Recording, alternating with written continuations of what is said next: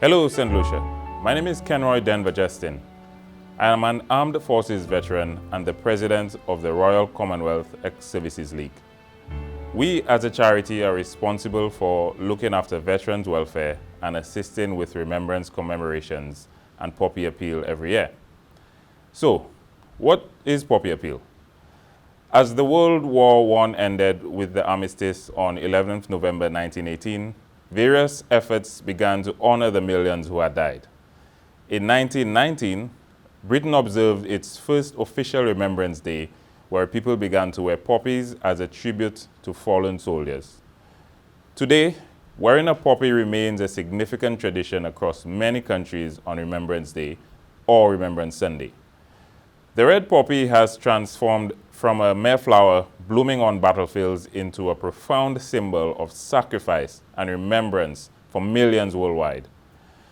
As we led up to Remembrance Sunday 2025 in St. Lucia, I was taken aback by the number of people who asked me, "So when the last veteran is gone, will we still observe Remembrance Day?" Well, that simple question revealed a painful truth, that many among us no longer see this as a time to join the rest of the world in remembering the brave men who fought and died, nor as a moment of reflection on what their sacrifice means today. In our part of the world, we have grown dangerously disconnected from both the bloody past and the harrowing present. In that regard, we must take collective responsibility. This year, we held our first Remembrance Lecture, aimed at public re-education. It was a remarkable success, not because of attendance or applause, but because of the clarity and urgency of the ideas shared. We connected the violent history of the human race to St. Lucia's own connection to war and to the current geopolitics that threaten global stability. We began with a chilling reminder, a journey through centuries of human conflict, 60-odd wars involving the vast majority of the world, and human life beyond comprehension. Take, for example, World War II. What do we remember about World War II?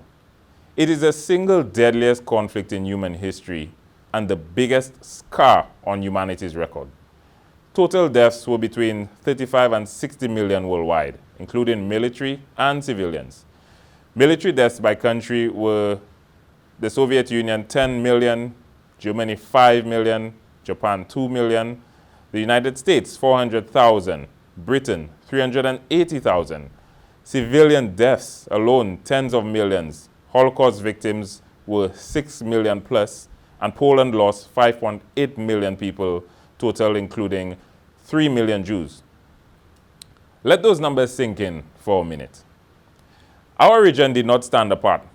Rather, thousands volunteered for the Allied cause, effectively purchasing the freedoms often taken for granted today by people who ask when we can stop observing Remembrance Day. Approximately 6,000 Black Caribbean men volunteered for the Royal Air Force, and 450 served as air crewmen, and a substantial 5,500 served as vital ground staff. Furthermore, 80 women joined the Women's Auxiliary Air Force. We remember them. Beyond the Air Forces, the War Office reluctantly formed the Caribbean Regiment in April 1944, which subsequently served in North Africa, Italy, and the Middle East. Other volunteers traveled to the United Kingdom to enlist in diverse parts of the British Army, including the Royal Engineers. And so we remember our own brave soldiers, born on this soil, 15 men who died in action. D.S. Smith, H.T. Etienne, H. Dilieu, D. Doubelet, W. George, J. George, J. Philip, J. Laurent, G. Stevens, C. M. Lauricien, E. Jacob, R. W. Daniel, J. Douglas, H. Headley, and W. Compton. Also 8 men who died in active service. D. Shingleton Smith, C. I. Gittins, A. G. Auger, F. Charles, G. Gabriel, W. George, R. Joseph, C. Joseph, C. Mourien. The notion that the Caribbean was peripheral to World War II is definitively refuted by the events of March 2nd, 1942. A German U-boat, a submarine, captained by Albrecht Achilles launched a dramatic and violent attack on Port Castries.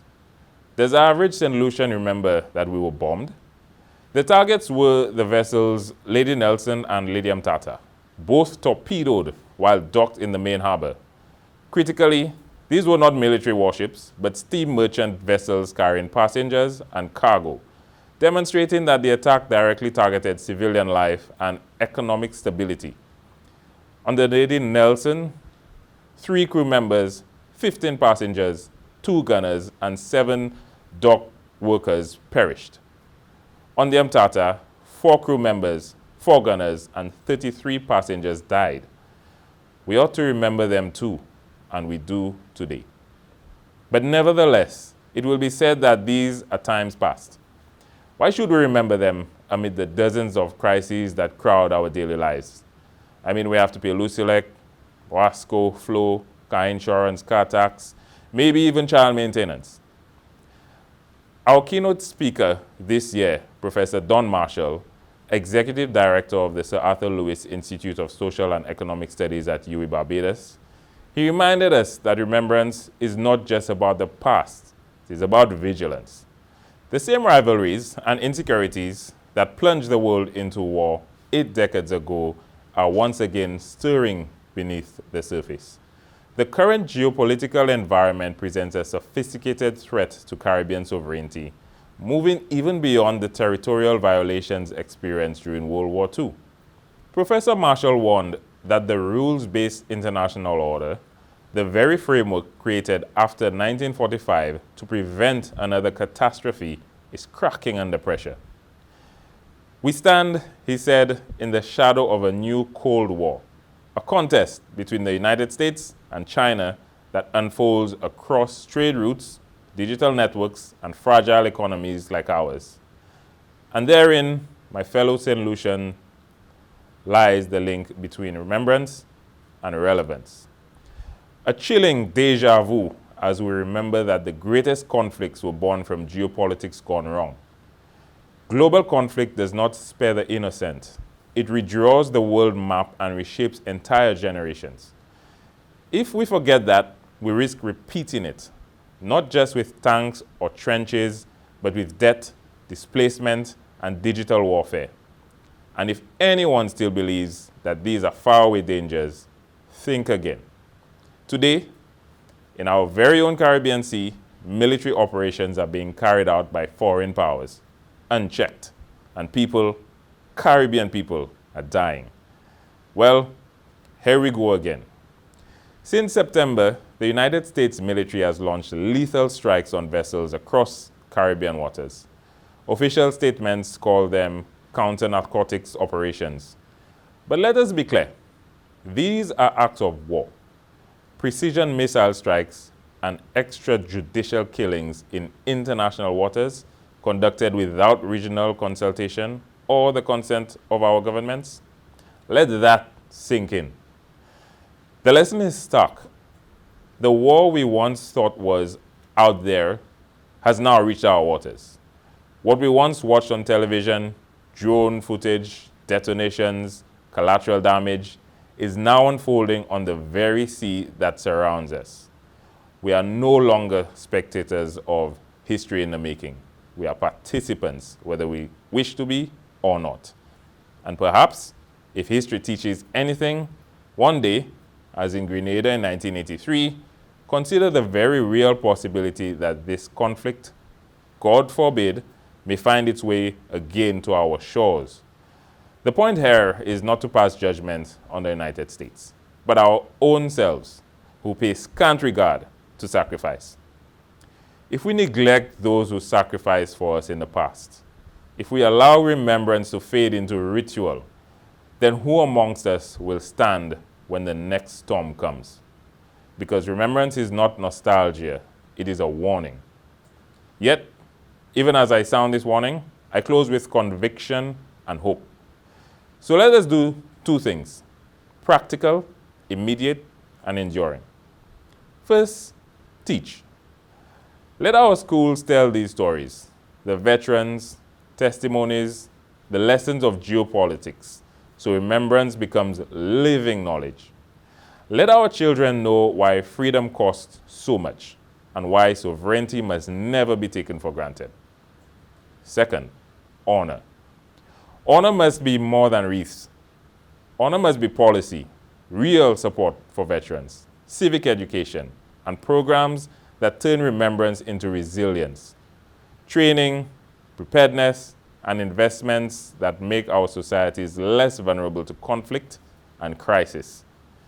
We remember so that we may act. We honor so that we may live. We defend so that our children may inherit peace. When memory is shared, it heals. When memory is mobilized, it protects. When memory is honored, it builds a future worthy of those who paid the price. We remember what truly matters. Thank you.